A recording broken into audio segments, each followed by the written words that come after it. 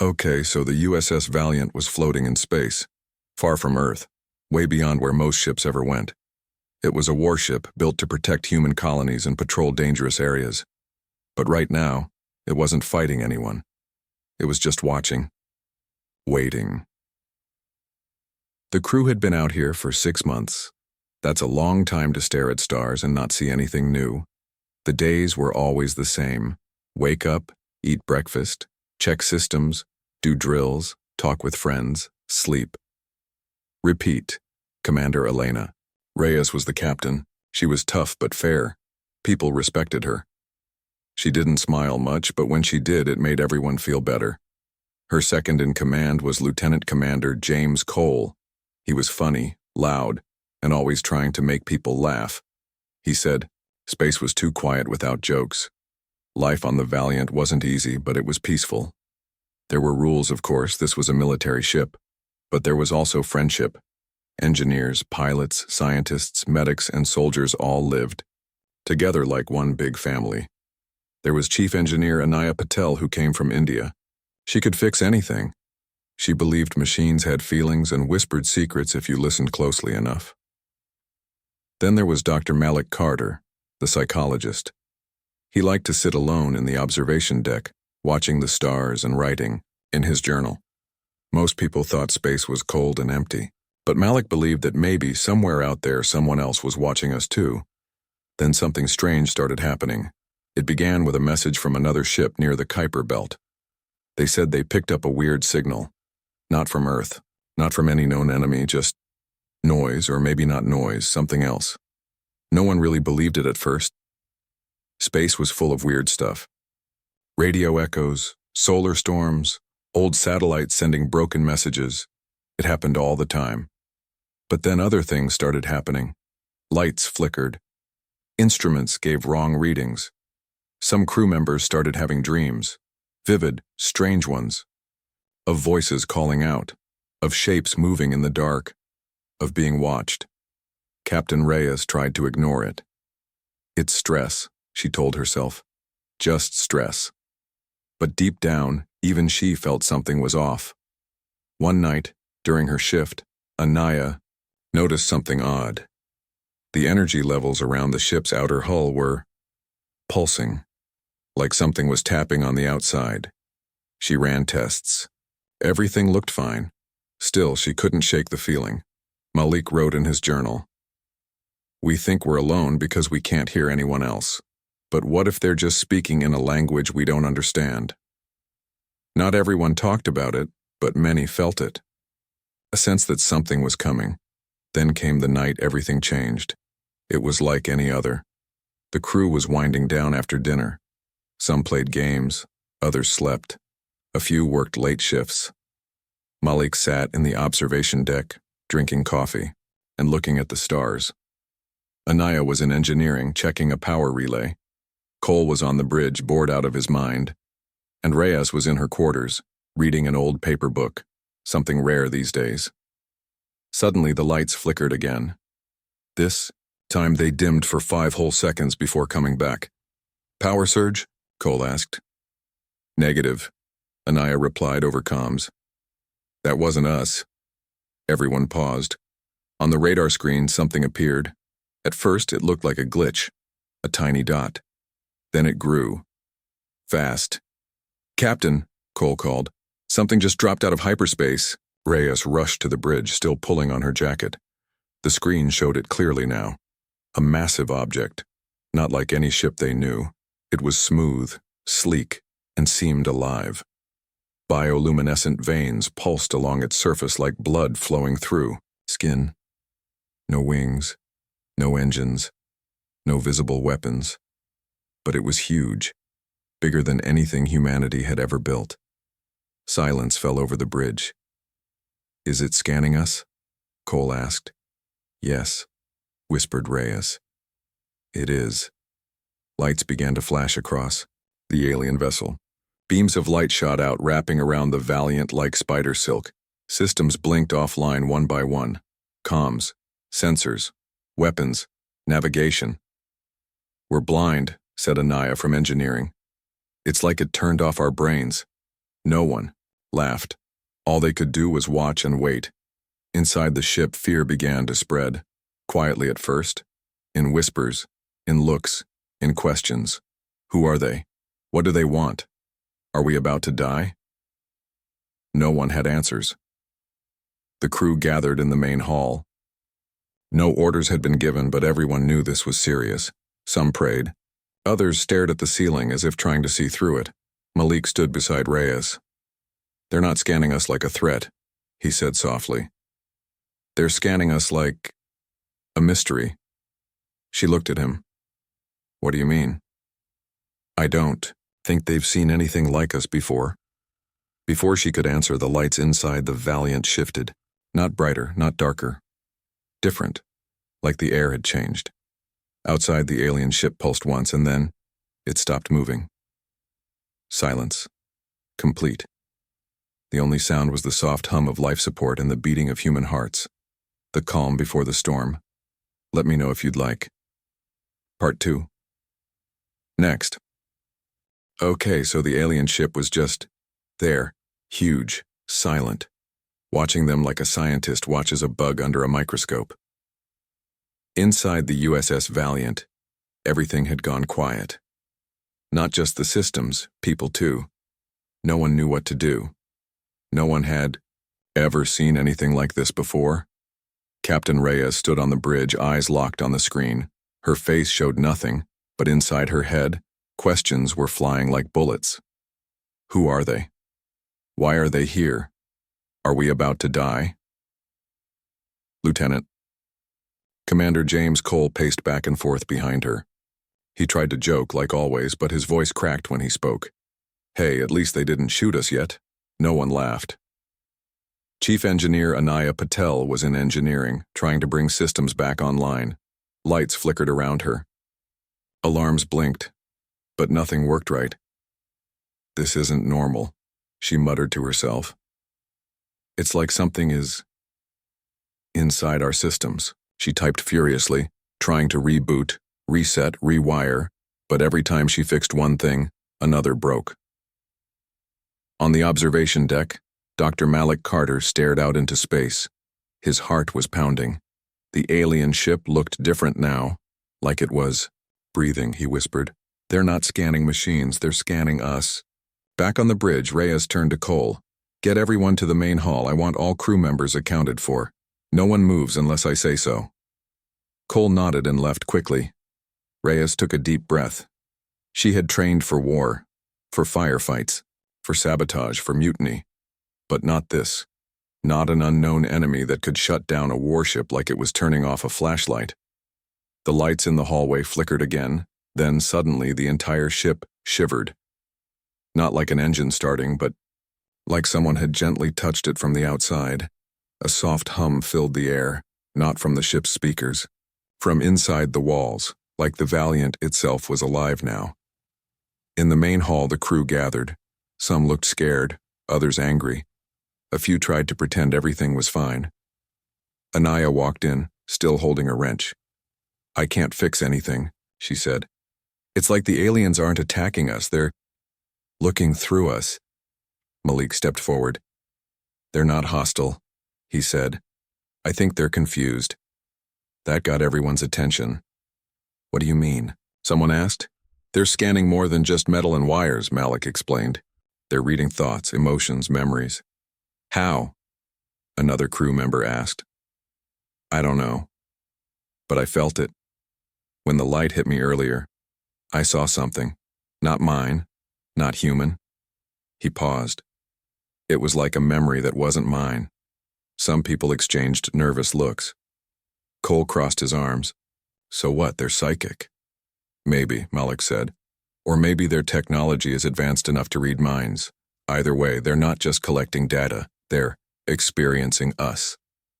Captain Reyes finally spoke. "If that's true," she said slowly, "then we need to be careful. Every thought, every emotion, we might be giving them more than we realize." Silence fell over the group. Then, without warning, a flash of light filled the room. Everyone gasped. Some dropped to the floor. Others shielded their eyes. When it faded, nothing had changed. but something felt different. Like a door had opened. In their minds, one by one, the crew started reacting. Eyes wide, breathing fast, some even cried. "What is happening?" Cole asked, gripping the wall for balance. "It's in my head," whispered Anaya. "I can feel it." Malik closed his eyes. He saw things that weren't his. Images, sounds, feelings. A world burning, beings screaming. A voice crying out, not in words, but in pain. He staggered back. "They're seeing everything," he said. "Our wars, our love, our fears, our lies."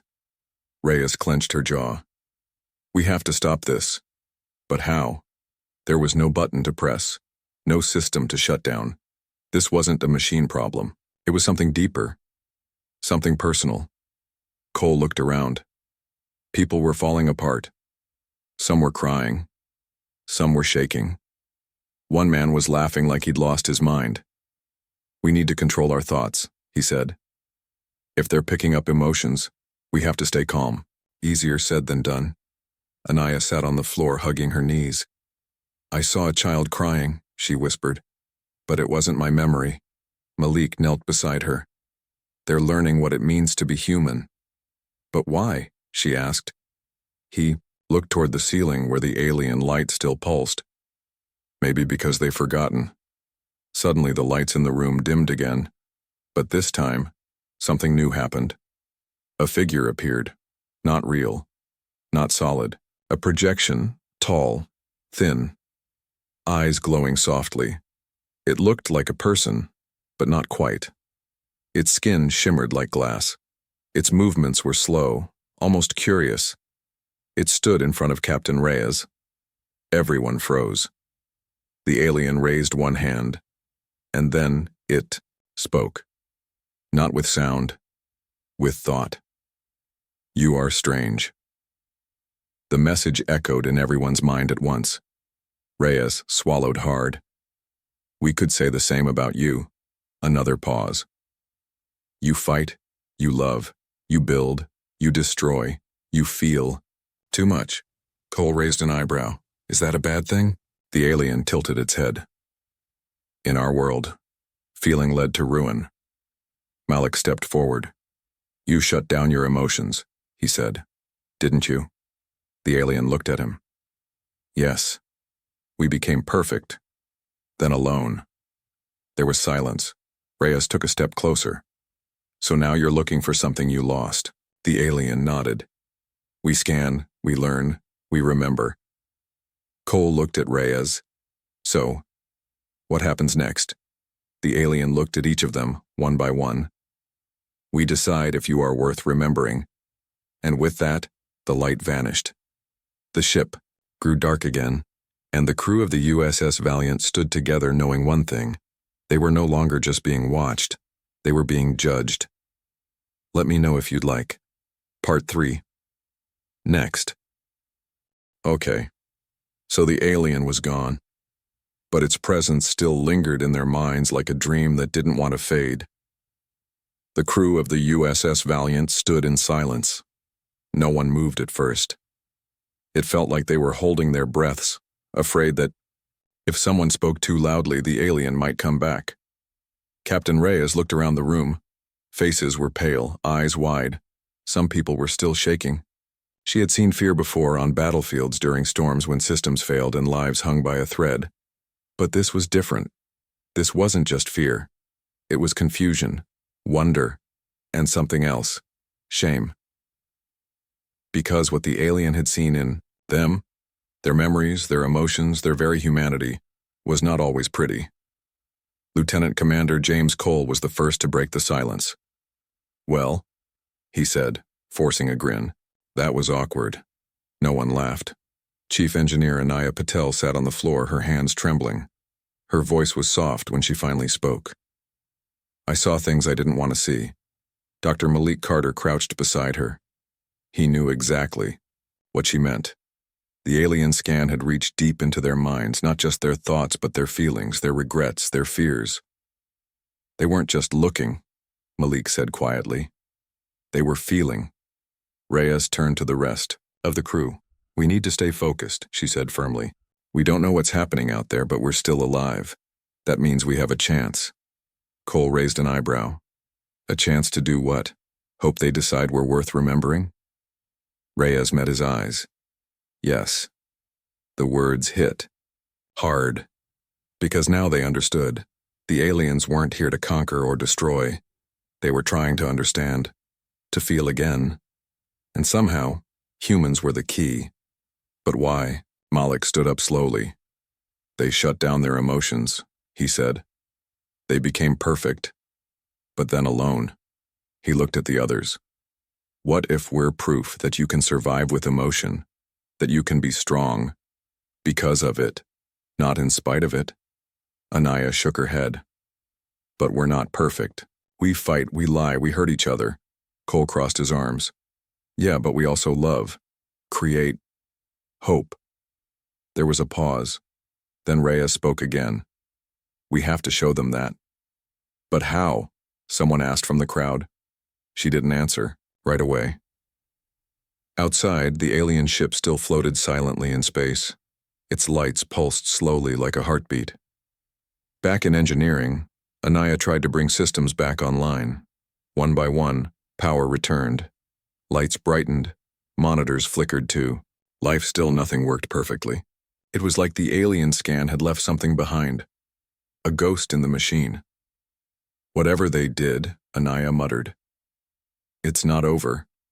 Meanwhile, Malik went back to the observation deck. He stared out at the stars, thinking, what would it be like to forget how to feel? To live without joy, without sadness, without love? And then he thought of Earth. Of music, art, stories, laughter, tears, of everything that made being human beautiful and painful. He opened his journal and wrote, "Maybe that's why they came. Maybe they remember something deep inside. And maybe seeing us is reminding them of what they lost." Back on the bridge, Reyes and Cole argued softly. "We should try to communicate," Cole said. "Send a message." "How?" Reyes asked. "We don't even know how they think." Cole pointed at his head. "They read minds, so use yours." She gave him a look. "This isn't a joke, Cole." "No," he said seriously. "It's not. But maybe we need to stop acting like soldiers for a minute. Maybe we need to act like humans." Reyes frowned. "You think that's enough? I think it's all we've got." She sighed and walked to the main console. She closed her eyes. For the first time in years, she let herself remember. Her childhood, her parents, the day she joined the Navy, the first time she saw Earth from space. She remembered love, loss, fear, hope.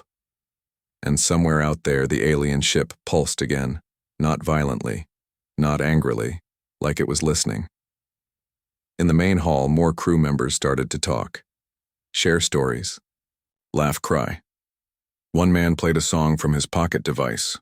Old Earth music, violins and piano. Sad and beautiful. Another woman told a story about her brother who died in a war. Another talked about her daughter's first steps. Emotion filled the air. And outside, the alien ship began to change. Its glow shifted. Colors swirled across its surface. It was as if it was reacting, not to commands, but to feelings. Malik watched from the observation deck. "They're learning," he whispered. But not everyone was calm. Some crew members were still scared, angry. "We shouldn't trust them," one soldier growled. "They could be using us." "They already scanned us," another replied. "If they wanted to kill us, they would have." "They might still." Cole stepped forward. "If they wanted to destroy us, they wouldn't have shown us anything. They wouldn't have spoken, they wouldn't have listened." He looked at the angry soldier. "They're not enemies, they're confused." Silence followed. Then Reyes spoke again. "We need to make a choice. Keep fighting, keep hiding, or show them who we really are." Cole grinned. "I vote for option 3. Anaya smiled weakly. "Me too." Malik nodded. "Let's remind them what it means to feel." And so they began. Slowly, carefully, the crew of the USS Valiant started to share more. Music, stories, Emotions, pain, joy. They didn't know if the aliens were watching, feeling, but they hoped, because maybe, just maybe showing their humanity was the only way to save it. Would you like me to continue with Part 4 next? Okay, so the USS Valiant was still floating in space, surrounded by silence and stars. The alien ship hadn't moved, but something had changed. Inside the human warship, the crew was trying to understand what just happened. They had been scanned, not like a machine or a building, but like a living thing, like a person. And now they weren't sure if they were being studied or saved. Captain Reyes stood on the bridge, staring out into the black. Her mind was full of questions. What did the aliens want? Why them? Why now? Lieutenant Commander, James Cole leaned against the wall nearby, arms crossed. You're thinking too hard, he said. Reyes didn't look at him. It's my job. Cole pushed off the wall and walked over. You ever think maybe we're not the ones being tested? She finally looked at him. What do you mean? I mean, he said slowly, maybe they're the ones who don't know what to do next. Reyes raised an eyebrow. You think the aliens are confused? Cole shrugged. They shut down their emotions, became perfect, then alone. Now they're looking at us like we're some kind of puzzle. He pointed toward the alien ship outside the window. Maybe they're not judging us. Maybe they're asking themselves, can we be like them again? Before Reyes could answer, the lights flickered again. Not violently this time, just a soft pulse, like a heartbeat. In engineering, Chief Engineer Anaya Patel was still working. She had gotten most systems back online, but there was something wrong with the data logs. Memories, human memories, were showing up in the ship's computer. Not from the crew, from someone else. Someone not human. She stared at the screen. One file had a child laughing. Another showed a man standing alone in a ruined city. Another had a woman crying under a sky that wasn't Earth's, Anaya whispered. They're remembering. Back in the main hall, Dr. Malik Carter sat with a group of crew members. They were talking, sharing stories, laughing, crying. One young sailor told about his first kiss. A medic talked about losing a patient. An old engineer described watching his daughter take her first steps, and as they spoke, the air in the room felt different, like something was listening, like something was learning. Then Malik stood up. We have to show them more, he said. Everyone looked at him. What do you mean? Someone asked. They've seen our pain, Malik said. Our wars, our fears. But they haven't seen everything. They haven't seen our beauty. Cole raised an eyebrow. You mean like art? Music? Yes, Malik said. Poetry, dance, love letters, paintings, stories. He looked around the room. We need to give them something they can't forget. Reyes stepped forward. That's risky. Malik nodded. I know, but it's also the only way. So they began. The crew started gathering whatever they could find. Songs, videos, books, paintings, even voice recordings of people saying, I love you. Some laughed while doing it. Others cried, but everyone helped. Even the soldiers joined. Cole found an old guitar in storage and played a slow, sad song. Anaya recorded herself telling a bedtime story she used to tell her little brother. Malik read poetry from memory, and somewhere outside, the alien ship pulsed again, this time brighter. Suddenly, the projection returned. The tall, glowing figure appeared once more in the center of the room. The crew froze. The alien looked at each of them. Then it spoke, not with words, but with thought. You carry joy inside pain.